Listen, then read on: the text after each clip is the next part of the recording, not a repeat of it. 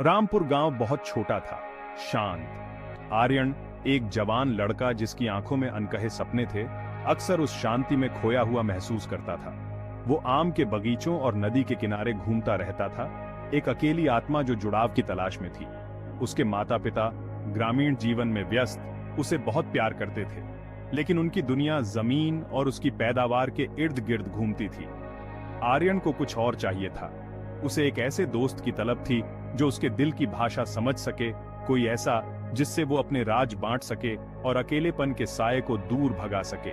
रात में विशाल तारों से जड़े आकाश के नीचे मैं दूर देशों में रोमांच की कल्पना करता हूं। कहानियां जहां मैं नायक हूं, बहादुर और प्यार पाने वाला। आर्यन घंटों नदी किनारे बिताता, उसकी सतह पर पत्थर उछालता, हर लहर उसकी चाहत का प्रतिबिंब होती। वो हवा से बातें करता, अपनी उम्मीदें और डर बताता, ये दिखावा करते हुए कि वो उसे सांत्वना दे रही है। लेकिन जैसे जैसे चांद ढलने लगता, हकीकत वापस आ जाती, तेज और ठंडी, उसे उसके अलगाव की याद दिलाती। एक बेहद अकेली शाम, जैसे ही सूरज क्षितिज से नीचे डूबा, आसमान को नारंगी और बैंगनी रंग में रंगते हुए मैं गांव के किनारे एक सुनसान कुएं के पास पहुंच गया। ये वो जगह थी जिसके बारे में गांव वाले फुसफुसाते थे। उनकी आवाज धीमी होती थी, उनकी आंखें डर से फैली होती थी। वो अजीब घटनाओं, अस्पष्ट आवाजों और एक ऐसी मौजूदगी के बारे में बात करते थे जो उन्हें हड्डी तक कंपा देती थी। उत्सुक और थोड़ा डरा हुआ आर्यन खुद को कुएं की ओर खींचता हुआ पाया। वो उसके किनारे पर बैठ गया, उसके पैर अंधेरे में लटक रहे थे और उसने सुना। हवा पत्तों से सरसराती हुई अपने साथ वो फुसफुसाहट ले आई जो उसने गांव वालों से सुनी थी। भूतनाथ की कहानियां, वो भूत जो कुएं में रहता था। उनका कहना था कि वो एक ऐसे आदमी की बेचैन आत्मा थी जिसकी अकाल मृत्यु हुई थी। उसकी आत्मा हमेशा के लिए गांव से बंध गई थी। कुछ ने उसे देखने का दावा किया था। सफेद धुएं की एक लकीर, एक क्षणभंगुर छाया, उसकी आंखें एक भयानक रोशनी से चमक रही थीं। मैंने हमेशा इन कहानियों को अंधविश्वास कहकर खारिज कर दिया, लेकिन अब कुएं की भयानक खामोशी में लिपटा हुआ संदेह ने मेरे दृढ़ संकल्प को कुतर दिया। हवा भारी हो गई, एक अनदेखी उपस्थिति के साथ घनी हो गई। उसने अपनी रीढ़ की हड्डी में ठंडक महसूस की, बावजूद इसके कि दिन की गर्मी अभी बाकी थी। उसके पीछे एक टहनी टूटी और आर्यन पीछे मुड़ा। उसका दिल उसकी छाती में जोरों से धड़क रहा था, लेकिन वहां कुछ भी नहीं था। वो अकेला था या उसे ऐसा ही लग रहा था। धीरे धीरे वो वापस कुएं की ओर मुड़ा। उसकी निगाहें उसकी गहराई में खींची चली गईं, और तभी उसने उसे देखा। अंधेरे से एक फीकी सी चमक निकल रही थी। चमकदार आंखों का एक जोड़ा उसे घूर रहा था। मेरी सांसें मेरी ही गर्दन में अटक गईं। मेरा दिमाग मुझ पर चिल्ला रहा था कि मैं दौड़ूं, साए और फुसफुसाहट वाली इस जगह से भाग जाऊं, लेकिन मेरा शरीर जम गया, मौके पर जड़ गया। चमक तेज हो गई और एक क्षण के लिए आर्यन एक आकृति को देख सका, पारदर्शी, झिलमिलाती हुई, जैसे पृथ्वी से गर्मी उठ रही हो। फिर जितनी जल्दी वो प्रकट हुई थी, उतनी ही जल्दी गायब हो गई, आर्यन को स्तब्ध खामोशी में छोड़कर। वो वहां अनंत काल तक बैठा रहा। चमकती आंखों की छवि उसके दिमाग में छा गई। उसके अंदर डर और जिज्ञासा आपस में भिड़ रहे थे। क्या उसने भूतनाथ को देखा था? वो मानना चाहता था कि ये सिर्फ उसकी कल्पना थी जो उसके साथ खेल रही थी, लेकिन गहराई से वो जानता था उसने कुछ वास्तविक देखा था, सामान्य से परे कुछ। उसके डर के साथ उत्तेजना की एक अजीब सी अनुभूति मिली हुई थी।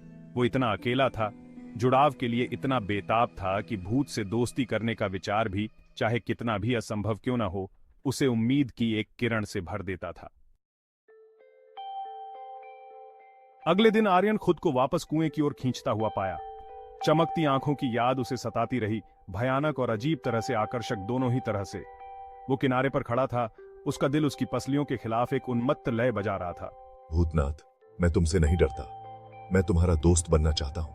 हवा पत्तों से सरसराती हुई उसके शब्दों को कुएं की गहराई में ले गई। वो इंतजार कर रहा था। उसकी सांसें उसकी ही गर्दन में अटक गई थीं, लेकिन कोई जवाब नहीं आया। अपनी हिम्मत जुटाकर आर्यन फिर बोला, इस बार थोड़ा जोर से। भूतनाथ, मैं तुमसे नहीं डरता, मैं तुम्हारा दोस्त बनना चाहता हूं।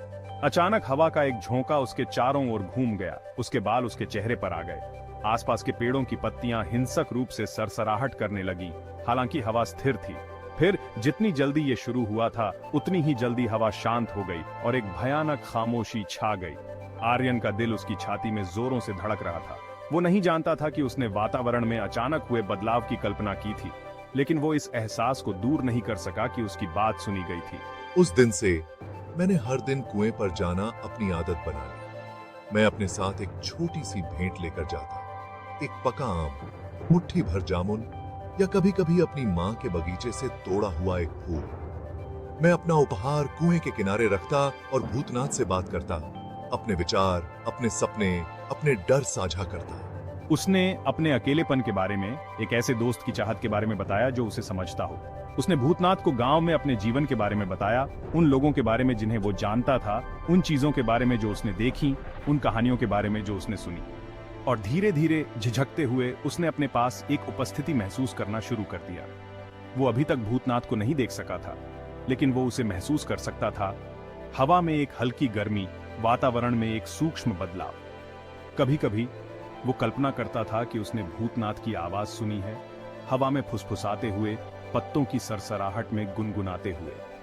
वो शब्दों को समझ नहीं पा रहा था, लेकिन लहजा कोमल था, लगभग उदास, जैसे कि भूतनाथ उसके अकेलेपन को समझता हो और उसके दर्द को साझा करता हो। जंगल की आग की तरह यह खबर पूरे गांव में फैल गई। अकेला लड़का आर्यन भूतनाथ से दोस्ती कर बैठा था, जो उस वीरान कुएं का भूत था।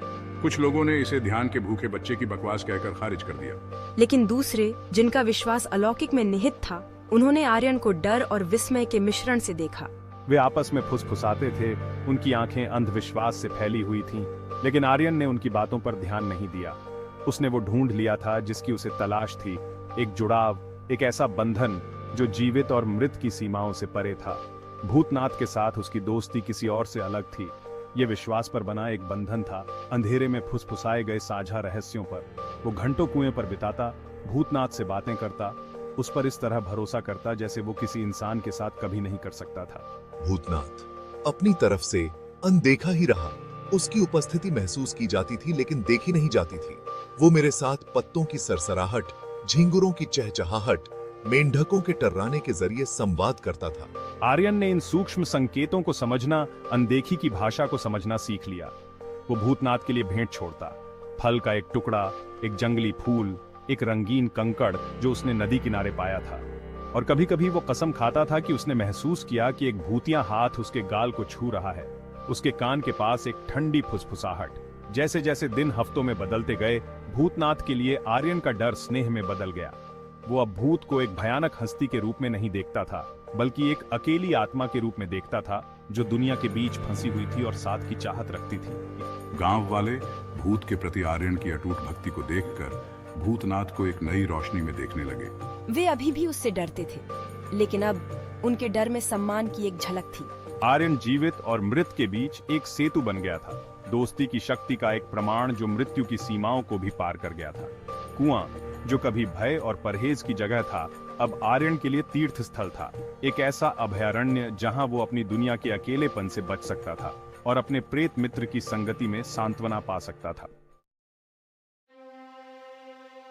एक दिन एक नया परिवार रामपुर आ गया, अपने साथ ताजी हवा की सांस और बदलाव का बवंडर लेकर आया। उनकी बेटी प्रिया युवा जोश की एक मूरत थी। उसकी हंसी उतनी ही चमकदार थी जितनी सूरजमुखी, जो उसके बालों को सुशोभित करते थे। उसकी आंखें गहरी और चमकदार, शरारत की एक चिंगारी थी जो आर्यन को चकित और भयभीत दोनों करती थी। वो खुद को उसकी रोशनी की ओर खींचता हुआ पाया। हर बार जब उनके रास्ते मिलते तो उसका दिल धड़कता था। प्रिया अन्य ग्रामीणों के विपरीत भूतनाथ के साथ आर्यन की दोस्ती से नहीं डरती थी। वास्तव में वो इससे काफी मोहित थी। वो अक्सर आर्यन के साथ कुएं पर जाती थी। उसकी जिज्ञासा उसके किसी भी डर पर भारी पड़ जाती थी।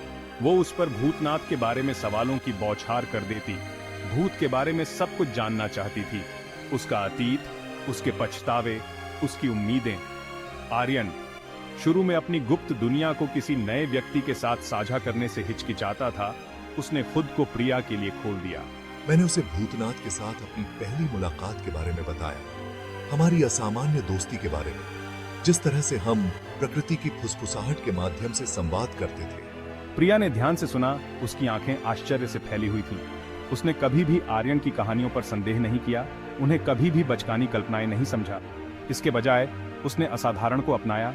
उसकी कल्पना अनदेखी दुनिया की कहानियों से प्रज्वलित हुई।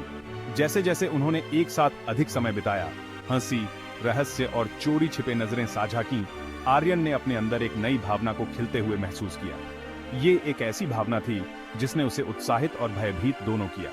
उसने खुद को प्रिया का हाथ पकड़ने की चाहत में पाया, अपनी मुस्कान की गर्मी को महसूस करने के लिए जो पूरी तरह से उसे समर्पित हो। उसने उत्साह और घबराहट के मिश्रण के साथ महसूस किया कि उसे प्यार हो रहा है, लेकिन इस नए प्यार के साथ बेचैनी की भावना भी आई। वो इस एहसास को दूर नहीं कर सका कि भूतनाथ इसे स्वीकृति नहीं देगा, कि उसका भूतिया दोस्त प्रिया को उनके बंधन के लिए खतरा मानेगा।